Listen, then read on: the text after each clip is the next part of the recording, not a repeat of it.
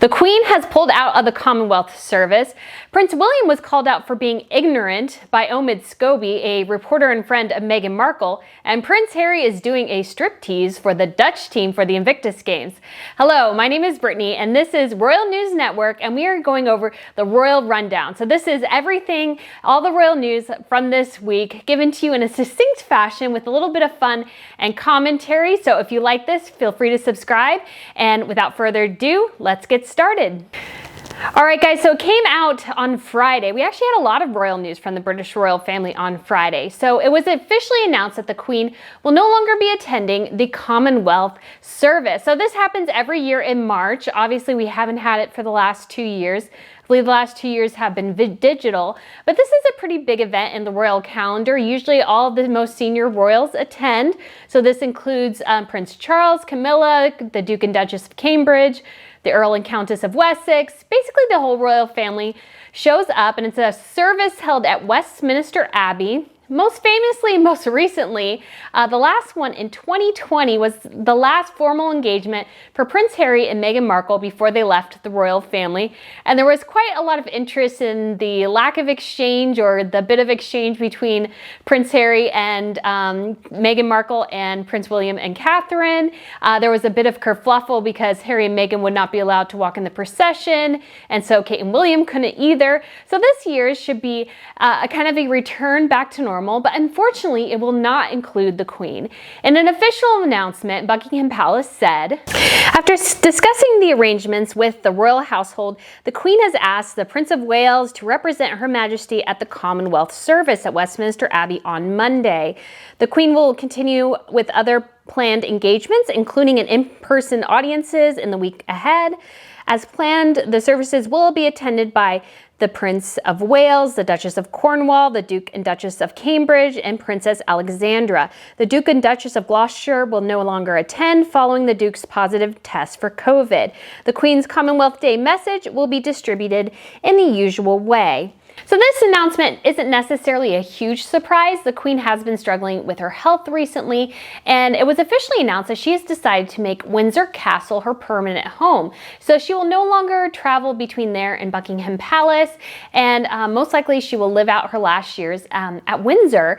And so due to the travel, I mean, it's not a huge distance between Windsor and London, but it does mean that the Queen doesn't have to travel. She doesn't have to walk down the long aisle of the Abbey. I believe, walking is getting much more challenging for her in her years. And so this definitely is a bit of a disappointment, but hopefully she is saving her energy for her Platinum Jubilee, which will be coming up in June. I will be attending and giving you guys all the scoop and be covering it for you. I'm so excited about that. And so hopefully she's just saving up her strength for that. It'll be a fantastic occasion. So this is, a bit of a disappointment, but not necessarily a surprise. But the Prince of Wales will be there, and it's most likely that he will be taking on more and more of these type of engagements as the Queen's health, slowly deteriorates, and as she really just probably, she's 96. She probably just doesn't want to get out much. She kind of enjoys the comforts of home, but she is still doing the things that she can, which is fantastic. So hopefully next year, maybe we'll see her, but it'll be great to see the Prince of Wales, the Duchess of Cornwall, and the Duke and Duchess of Cambridge, and Princess Alexandra. So it'll be a great occasion, and it'll be awesome to see the royal family there and in attendance. So this week, the Duchess of Cornwall, so that's formerly Camilla Parker Bowles, hosted a International Women's Day event at her home, Clarence House, which she shares with her husband, Prince Charles. And this is really a lovely event, especially because she met the actress who plays her in The Crown. So this actress's name is Emerald, and they had a couple of little discussions, and Camilla seemed nothing but gracious with the woman who's playing her. And obviously Camilla has, The Crown is kind of anti-monarchy, and Camilla really has had an enormously tough time in the British media. She was very much maligned, attacked for so many years, but she really has handled all of it with an immense amount of grace and probably a humor as well. So if you check out this little bit, she shows you how she has a bit of fun with herself and with the actress playing her. So check this out. For me, it's very reassuring to know that if I should fall off my perch at any moment, my fictional alter ego is here to take over. So, Emerald, be prepared. All right, guys, isn't that just lovely? I just think that's so sweet. And it just goes to show that Camilla is, I think, really an asset to the British monarchy. And she is really one of those people who's able to laugh at herself. And you know, if you're in the public eye, that's sometimes kind of how you have to be. You don't want to take it too far like one of our other royals I'll be talking about. But having a little bit of light fun is great. It shows that you have a sense of humor about yourself and your role. So that was what Camilla was up to this week. All right, now on to the Duke and Duchess of Cambridge.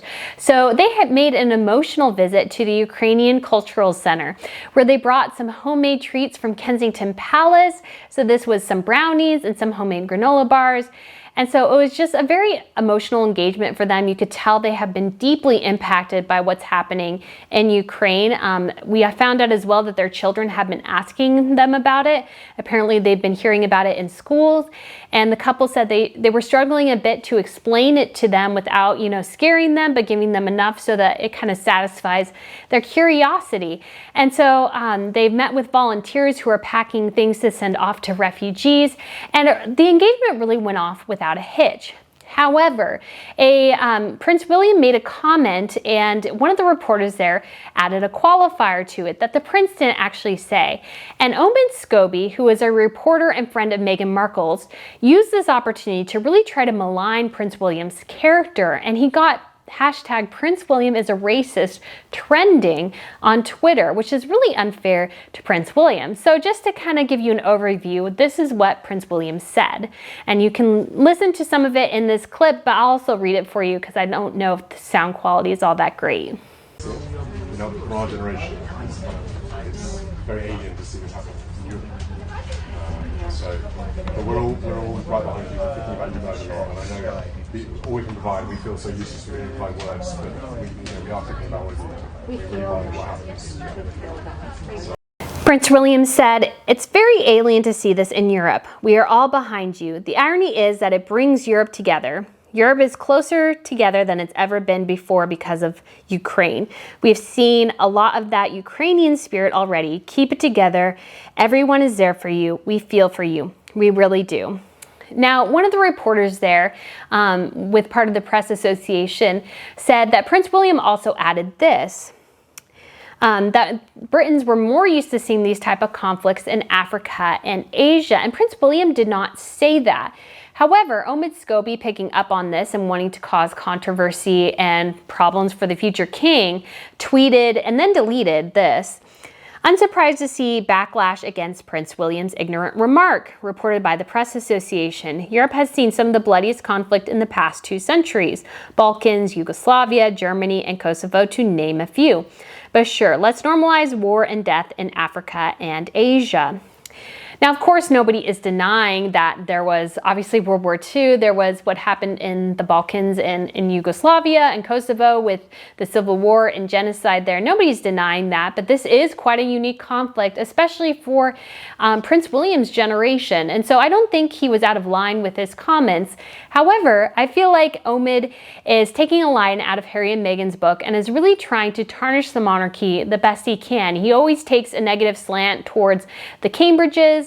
And so it's just really, it's really sad to see somebody trying to damage somebody else's character without really the evidence to back it up. And it's been picked up by other people. So Bernice King, who is the daughter of Martin Luther King, she tweeted, "Horrific comment. European people ran roughshod over the continent of Africa, pillaging communities, raping women, enslaving human beings, colonizing for profit and power, stealing resources, causing generational devastation, and European nations continue to harm Africa."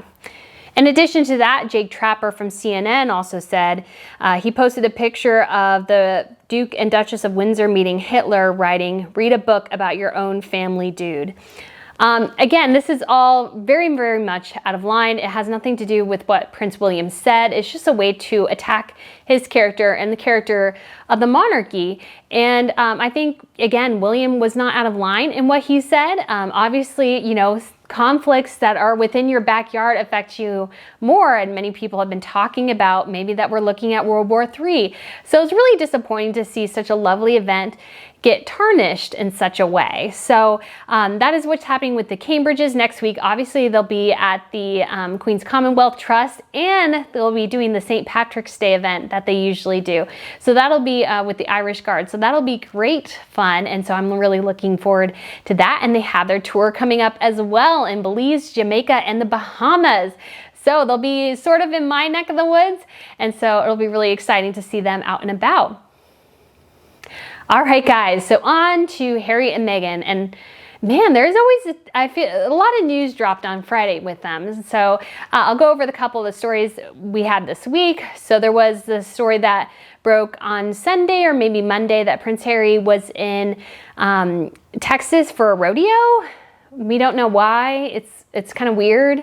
And he was wearing not a cowboy hat, but an all like Australian outback hat. And so kind of the running joke or rumor is that he's filming basically something kind of like The Simple Life for their Netflix reality television show. Obviously, Harry and Meghan have signed 2 huge deals with Netflix. However, they have not come up with a single shred of content for Netflix, and they only have a 35-minute podcast episode for Spotify. So the couple are really struggling to get this whole massive empire, this media empire that they've envisioned off the ground. And so it was just be curious to see what this rodeo thing turns into. But that was kind of a bit of an odd thing. It also came out this week that Prince Harry will not be returning to the UK for the service of Thanksgiving for his grandfather, Prince Philip. I'm sure this is deeply, deeply disappointing to the Queen. This was probably going to be a very emotional service. I haven't heard too many details about it, but we could see a decent amount of, this is a kind of a way to involve more people that couldn't during the time of the lockdowns and everything. And so this is would be a great opportunity for Harry to return home. However, especially bringing his children. However, he is locked in a conflict with the Home Office over his security. So Prince Harry, basically anytime he's in the UK, wants the full royal treatment. So that means he wants the royal protection officers, the whole 9 yards, the kind of the car parade that goes by with all the sirens and everything. Because royals get that kind of security, so they oftentimes have a convoy, that's the word I'm looking for, a convoy of cars. I'll show you a couple of examples, and this is to offer additional security for members of the royal family. Prince Harry used to have that. However, he has abandoned the royal family for Hollywood, but he still wants this taxpayer-funded security. Now, he has said that he will pay for it himself, although it did come out later that when he initially told everyone he would, he actually didn't officially tell anybody that. He just kind of let the media run with that and then kind of slipped in later, oh yeah, I will pay for it. But the Met security is not for sale. They're not for sale for any celebrity. Now granted, if there is a real big security threat for Harry and Meghan, yes, they would get involved.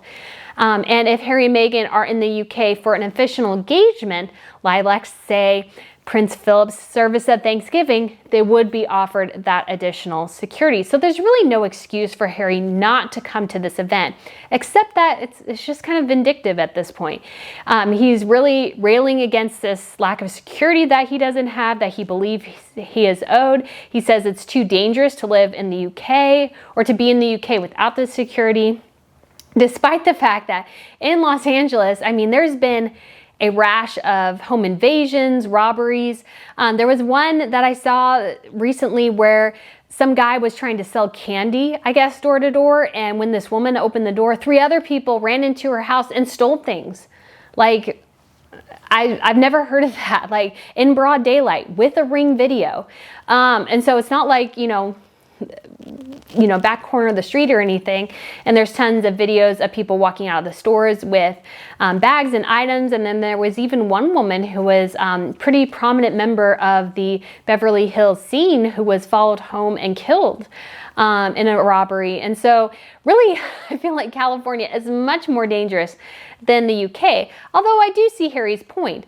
People have pretty much gone off Harry and Meghan, and in the UK especially, considering how he's treated the Queen, Nobody's really big fans of theirs anymore, and so I can see why they're maybe a little nervous.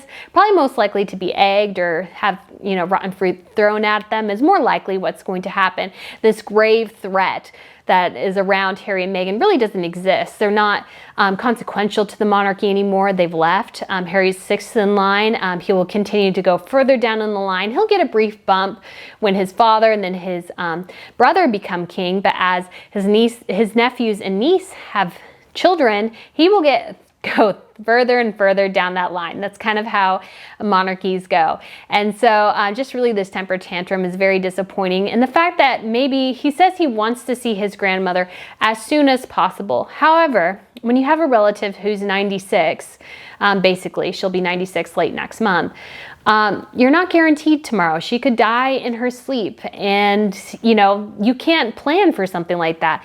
And so this idea that he's kind of waiting for the perfect moment, or he's waiting for the Home Office to cave, or his grandmother to cave and make the Home Office cave, is just really ridiculous and show just kind of how petty and vindictive he's become since leaving the monarchy. Part of this week as well, Harry and Meghan signed on to a strongly worded letter urging for vaccine equity. This is a bandwagon they kind of jumped on a couple of months ago. At this point, most people believe everything is winding down and it's time for life to get back to normal and for everyone to move on. And if people obviously want to seek out the vaccines, that they can do that. Nothing wrong with that at all. But it's kind of interesting how they continue to kind of harp on this issue. Apparently, a couple other celebrities like Charlize Theron also got onto this letter, and it's really disparaging to, Western countries and his own country and his newly adopted country. This letter says, sadly, despite what some leaders in wealthy countries would like us to believe, the pandemic is not over, but it is within our grasp to end it and ensure everyone is protected. That requires giving everyone everywhere access to safe and effective vaccines and other life-saving technologies. Obviously, it is what it is, but it mostly sounds like just wealthy people kind of trying to cause a fuss and show people how great they are. So anyways, that's neither here nor there. But the big story is Prince Harry stripping down. So as part of the promotion for the Hague 2020 Invictus Games, Prince Harry got on a call with some members of the Dutch team, and they were trying to, help him with his Dutch. And so as part of that, eventually he put on an orange hat and kind of put on some orange glasses and basically did a bit of a striptease and going down to an orange shirt and some orange shorts. So for those of you who don't know, the Netherlands is also called, is the Kingdom of Orange. So the crown princess, basically, her title is Princess of Orange, much like Charles's is Prince of Wales. And so they always wear orange, so that's why it's so weird. Their national colors are kind of red, white, and blue, like so many other countries, although their blue is more of a lighter blue rather than a true navy.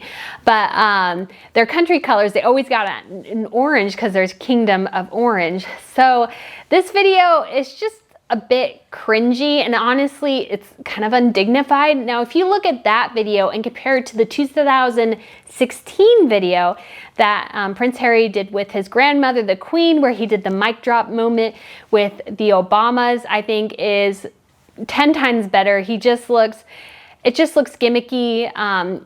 Again, it reminds us that he's kind of become the court jester. He's no longer has that dignity of royalty. He's kind of going into that kind of C-list actress status of trying to do anything for attention. And so it's really kind of sad to see Harry go down that path. I think there's something basically more clever they could have done without having him, strip down, and yeah, it was a little much. And sadly as well, even though Prince William will be traveling to The Hague in April for the Invictus Games, he will not be going to the UK, and he will not be bringing his children to the UK. Hopefully, maybe he'll make a stop by, but it really seems like at this point, Prince Harry is just being petty and throwing a bit of a tantrum when it comes to his security. And it's really sad because the Queen, again, she's getting older in her years, and she most likely at this point will never meet Archie or Lily. I mean, she met Archie once when he was a couple days old, and maybe once after that. but she really hasn't spent any time with him or her namesake. And so it's just a very sad state of affairs to see the family go in this direction. But I'll be covering the Invictus Games with Harry as well. I actually went to the Invictus Games in 2016. I've heard that some of Harry's engagement with the soldiers have gone down since he married Meghan. So that's a bit disappointing, but I did really enjoy, I will say, I did really enjoy the 2016 games, and I love supporting our troops. I think that's a great thing to do. I really do like the event. I'm just not a big fan of Harry being involved anymore. So anyways, that covers all the news going on with the British royals. But of course, there's more than the Brits. I know we all talk about the British, but here's what's going on in the rest of Europe. All right, guys, so in Monaco, so this is a tiny little principality that's very close to Nice. It's in the south of France. This is the kingdom that Grace Kelly, Princess Grace, married into. So her son, Albert, who is currently, he's not really the monarch, he's, you know, the sovereign leader of Monaco, married a woman named Charlene. She is from South Africa, and she's been having some very serious health issues. And there's a lot of questions about what exactly is going on. Prince Albert is a bit of a cad. He has 2 or 3 illegitimate children. Before he met her, he had to meet her. He had to marry someone. He didn't end up marrying her. They do have 2 children now, Jacques and Gabriella. And so, but she has been sick, and for the past almost a year now. She went down to South Africa for something, and then apparently she had some type of throat or ear issue, and then she ended up staying in South Africa for over 6 months. And then when she got back to Monaco, she was deathly skinny, looked very, very ill. And so she went into treatment somewhere else. We have not been told exactly what the issue is, but apparently she is doing better and now back in Monaco, which I'm sure it's kind of a huge relief for the family. They've had the Monaco family, the royal family, is so unlucky in love. And so it's good to see her back, especially with her children, since she's been away for so long. Thankfully, Albert has 2 sisters. So this is Princess Caroline and Princess Stephanie. And they have been able to come in and kind of help with his children. They've been seen at Monaco National Day, helping with the kids. And so they do seem like a close family. So hopefully she is better and she can get back to engagements soon. All right, so over to the Netherlands, and one of my favorite royals, and this is Queen Maxima. She goes big or goes home almost all the time when it comes to her gown and jewels, and I love it. And so her and her husband, King Willem Alexander, they did a charity event, and they were kind of doing some chores on a farm, and I guess it's kind of a charity kind of campaign that they're a part of, and so they went out and did that for some hours. So yeah, it's just great to see them out and about. They've had some struggles the last kind of year with the what's going on in the world. They had some controversy because they went to a holiday in Greece while kind of the lockdowns were going on, and they apparently did throw a pretty big party for their daughter Katharina Amelia, who just turned 18. And so she is the heir presumptive. Her official title is Princess Katharina Amelia, Princess of Orange. And so she will be the future queen. And so so they've had a bit of struggles, but I think they're great and down home. And so I really enjoyed the looks of that engagement. All right, guys, so over to Sweden and Crown Princess Victoria. There is kind of she has a couple of holidays. The Swedes are great because I guess if you're the Crown Prince or Princess, you get like multiple holidays. There's a time in the summer where everybody celebrates her birthday, and then this day was Victoria Day, and so she had her husband, Prince Daniel, and their 2 children. So that is Princess Estelle, who will be the future Queen of Sweden after her mother, and Prince Oscar. And there was kind of a little, a military band came around, and they they played her a song, and then she met with some of the people at the public. So take a look at some of this coverage.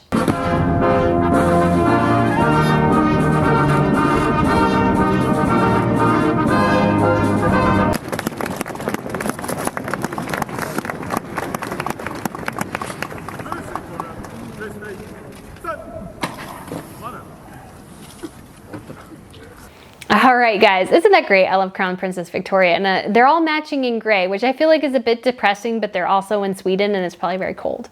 So it's not much of a surprise. So it was really great to see that engagement and to see them out and about. And it's kind of a reminder, because they haven't had that engagement for 2 years. They haven't had the Commonwealth Service in 2 years, that things are finally getting back to normal. So hopefully, for the Swedes, we will be having the Nobel Prize ceremony event later this December.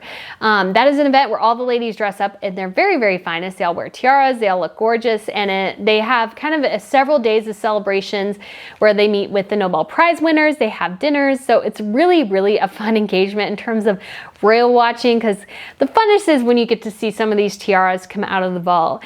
And I think one of the kind of biggest surprises of the last several years with Princess Madeline wearing this aquamarine tiara that somehow was either out of the family or in the hands of one of the king's sisters. He has 4 sisters, and kind of got back into the main line. And Madeline and Victoria at least has worn it once or twice. It has really become a favorite, and Madeline just rocks that tiara unbelievably well. So it's been lovely to see that, and so it's just such a fun engagement to see.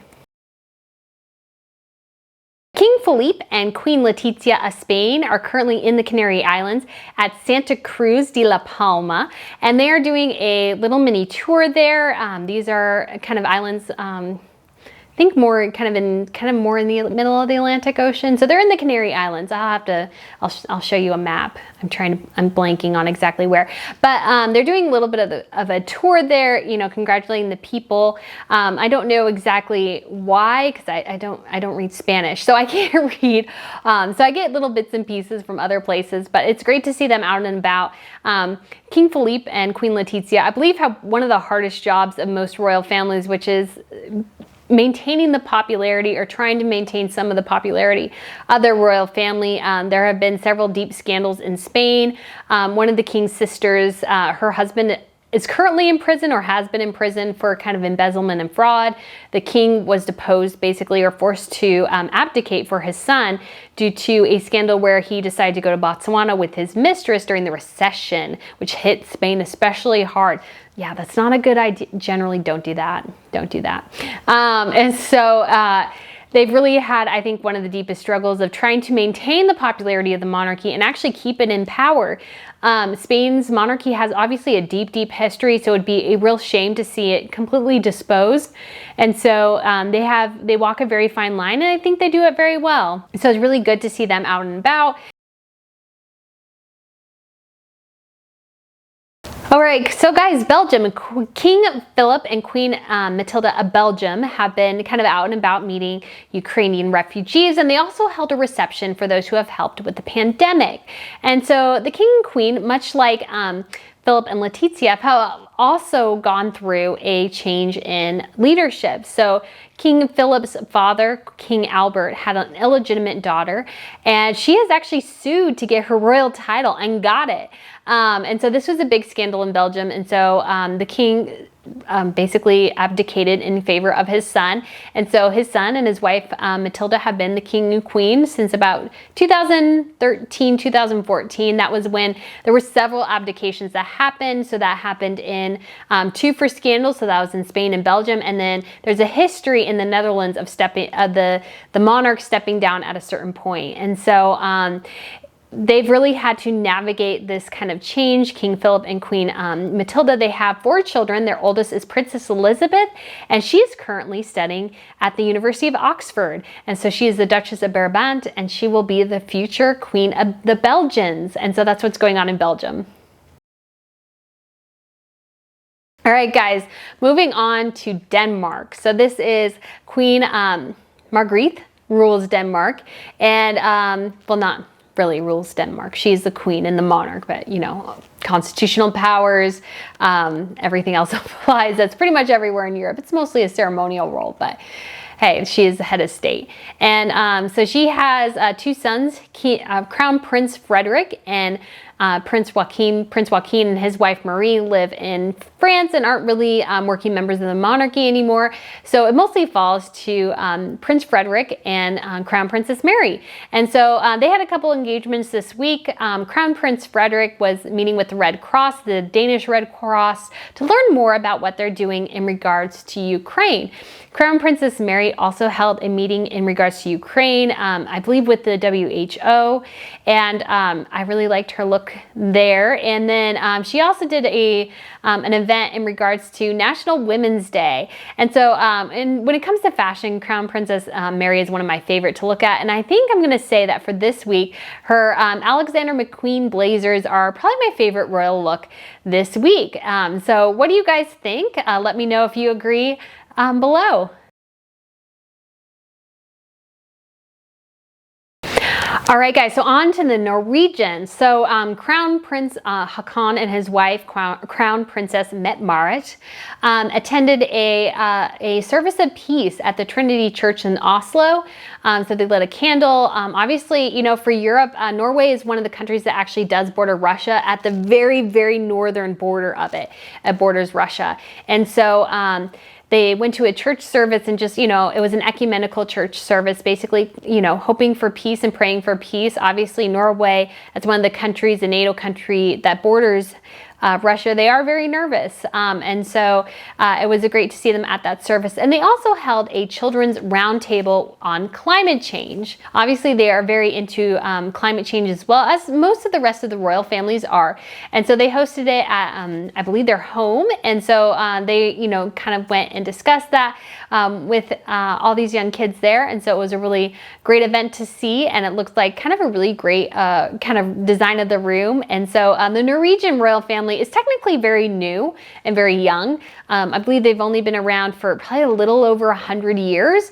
They were an offshoot. I can't remember exactly how the whole situation went together. Again, I'll do an introductory video to all these European royal families that you may not have heard of, don't know a lot of history about.